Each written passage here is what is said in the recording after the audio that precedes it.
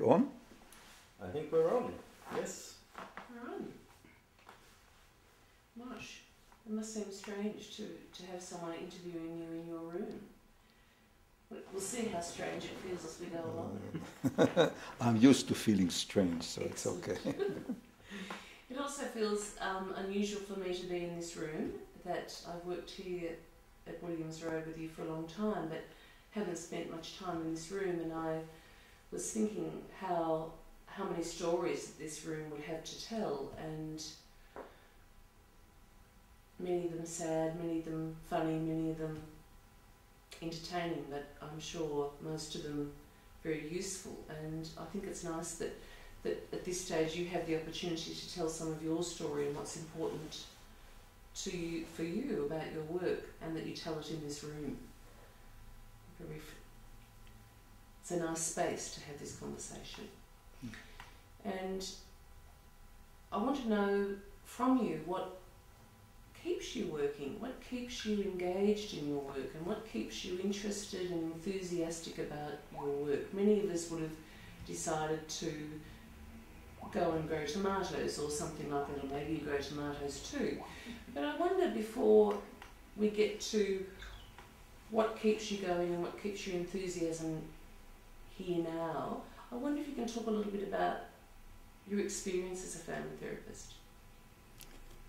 I could have started by talking about growing tomatoes. I work in agriculture, Right. and to tell you the truth, it was pretty boring, you know. Growing tomatoes is boring. Clearing the fields of stone and weeding these things, it was back-breaking, and I didn't really enjoy it very much. And I haven't got the skin for agricultural work either. But coming back, maybe I should start really not with family therapy, but my work as a psychologist, Yes. because I started working at Bouverie Clinic in 1965, January 65.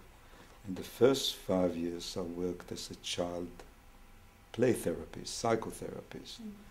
And in about 1970 we had, I like to think of it as, I think of it often as a religious conversion to family therapy. And it was all consuming. And so, since 1970 I've worked as a family therapist. Again, worked as a family therapist at Bouverie from 70 to 79, with a year break where in 1975 we went to Israel, and I worked in Israel in a big psychiatric clinic in Israel. So coming back, I worked as a family therapist at Bouverie from 70 to 79, and from 79 till today I've been working out of this room. That makes it, 34 years. A long time in this room. It's a long room. time, yeah. So, whether you're asking me what keeps me going, what makes the first thing that keeps me going is because I enjoy it. I enjoy it greatly, and enjoy maybe is it's too superficial a word, but that's the one we tend to use. I think I find it deeply, deeply satisfying. I think I find it challenging. I find it exceedingly interesting. Recently I read some, in positive psychology there have been lots of studies about happiness, and one of the things about happiness is what makes us happy, and one of them is the concept, they call it flow. Flow means that you're totally absorbed in what you're doing, and I'm totally absorbed. I've never felt bored, really never. And it's paradoxical, when I feel bored, I find it terribly interesting to deal with my boredom. As to what that's about. What it's about, what does it tell me about me, the other person, etc. But by and large, I feel very engaged, very involved in the work itself. And the other thing that makes us happy is that the work is meaningful, and it's deeply meaningful for me. And it's always been very meaningful to me. And I think it's engrossing for me because I find it deeply satisfying at a simple human level, that I feel the connection with the other people that I work with. The very connectedness has its own source, it's a deep source of satisfaction for me. Otherwise, it also, I find it intellectually terribly absorbing. Yes. I was telling you before, for example, I watched the tapes of the Black Family a million times. And when I show it to students, I still find it more interesting than people who see it for the first time. Recently I made some DVD with role play or with actors. So I've watched it now, I don't know, 10, 20 times. And I'm fascinated by what happens and how to understand it. And I'm fascinated by the fact that every time I see it differently, or I see something that I haven't seen before. And similarly, I think one of the things that interests me greatly is that to understand the process of change, and how I can play a part in helping people to change. The other thing that I think absorbs me greatly is because of the variety. You see, the variety of clients, the variety of issues, the variety of problems. Yes. You see, when I started at Bouverie, I worked with children, with a whole range of psychiatric... with little children and adolescents? Yeah. And then when we changed to families, it was still primarily, it was a child psychiatric clinic or child guidance clinic, and therefore the families came because of the child. Now I see really individual couples, occasionally families. But in terms of the sort of problems that people come with, issues, diagnostic categories, ages, I see a huge variety of people. And I'm just interested in people's lives. And I think it's very interesting for me because I have a large range of interests, so that, I see people say in terms of work who do untold number of work in different things. And I saw today a family where I was talking to the guy who is a vet. And the life of a vet is a very interesting life if you pay attention to it. And so it goes with different people. It's an amazing privilege to be alongside those stories, I imagine.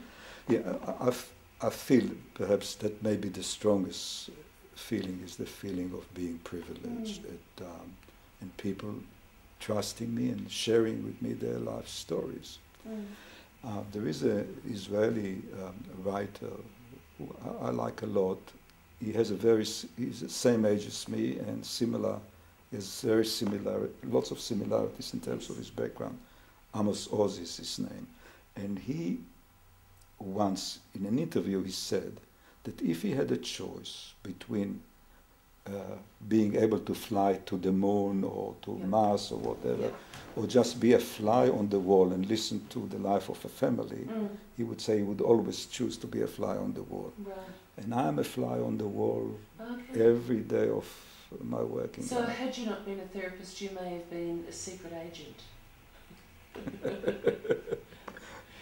No, and I'll tell you why not, because I don't like the spying on people. I like the collaborative nature of it, that what people tell you is what they want to tell you. And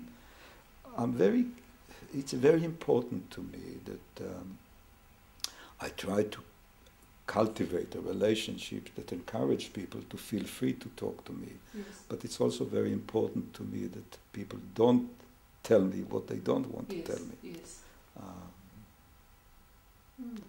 So it wasn't, I've dreamt of doing many things, but spying was not one of them. Even though to be frivolous, I was, as I was telling you before, without mentioning the name, I was what was called in Israel in the Mossad for many years. Oh, okay. But Mossad was referred to a secondary school. Right.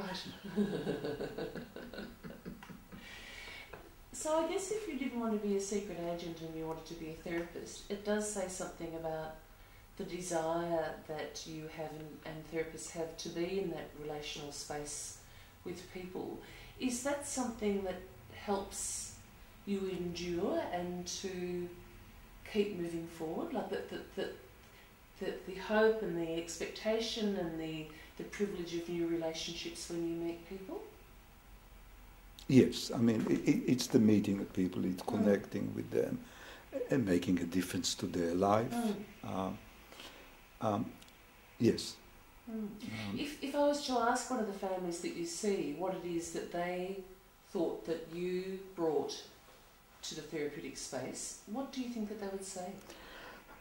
I'm sure the different people would say different things. I'm sure that they would, yes. Recently a man came to see me and he told me that he reminded me that he saw me 20, 30 years ago. Right. And that made a huge difference to his life. And I said, in what way? And he said, he came with his then wife. And the wife told him that she didn't want to be married to him anymore. And he kept all the session trying to convince her that she should stay married to him. And one day he came by himself to what was a marital session and he said, you've been listening now for a long time, I want you to tell me what you think. And according to him I was a bit reluctant to answer, but he pushed. So eventually I said to him, according to him, I didn't remember, he said, you said to me, if I were you, I would not want to be married to somebody who doesn't want to be married to him, to me. And he said that changed his life.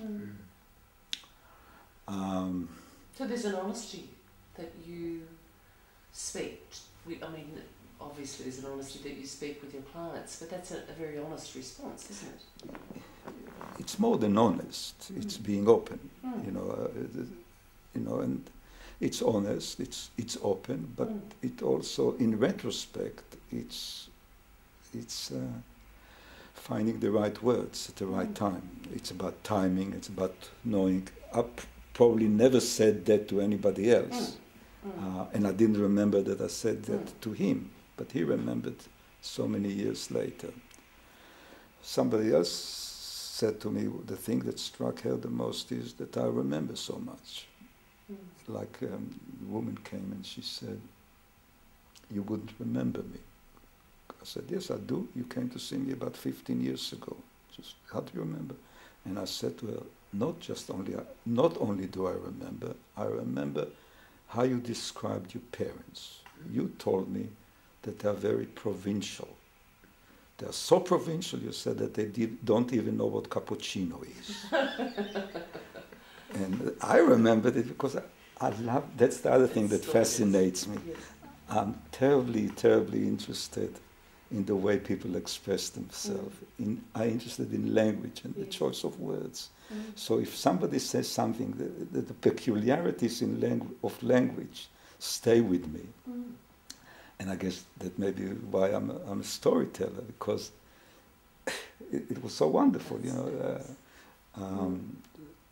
Moshe, do you prefer doing therapy in English or Hebrew? At the moment I'm seeing two people at the moment in Hebrew. I'm happy to see them in Hebrew because it helps me to practice or keep my Hebrew alive. Yes. But probably I'm more at ease in English. Right. Okay. But when I was in Israel, in 75 I was worried, after working in English for 10 years, how will I manage in Hebrew? About half an hour into the therapy, I realized it's in Hebrew and it's all the same. Yes. I think, see, one of the, obviously, English is not my mother tongue. And I have been able to, I think, in some way, the very fact that English is not my mother tongue, I've turned it in some way to a huge advantage to me, in a number of ways. The first and most important, because I use the therapy to improve my English. Yes. And I would never let a word go by that I don't understand without inquiring. So I pay the sort of attention to language that I think very few therapists do. Yes. Yes. In the DVD that I made recently, everybody could see it. For the first time I am introduced to a new word. Yes. Mrs. Palmer. Yes. I won't go into it with more detail. And for example, years ago, a woman comes to see me and she basically says that one of her life's trouble is that she prolongs the agony. That when things are difficult, she makes it more difficult than need be. I remember she was talking to me what a terrible ordeal she made for herself about buying a washing machine. And in a different context, on a different day, she says to me, I do chew the bitter pill. I do chew the bitter Chew pill. the bitter pill. And I smiled. And she says, why you're smiling? And I said, do you know what the expression is? The expression is, you swallowed the bitter pill. And I said, you just captured it beautifully. Because when you chew the bitter pill, the bitter taste lasts much longer than if you swallow it. And we both laughed. And it became... joke is not the correct word. It became... In humor, we were connected in something that we both knew was profoundly meaningful. But partly I'm saying that it's because I'm so interested in language and the fact that I can also provide my clients, my patients with the opportunity to help me with my English. Right. So they've taught me English and many other things. I'm wondering if doing therapy in not your mother tongue actually helps to protect you in some way from maybe the harshness or the grief or the... There is no doubt in my mind. Okay. For myself, but it's a general phenomenon. I think it's been documented too, that I know there are certain things that are emotionally difficult for me to say in Hebrew, that I can say with much greater ease in English. There is a distance, and there is the prohibition and the fears that are connected to language that it's part of what you grew up with. And because I also acquired it as an adult, there is an adult language to it. There is a precision that I think I can express myself in English that maybe I don't have in Hebrew now.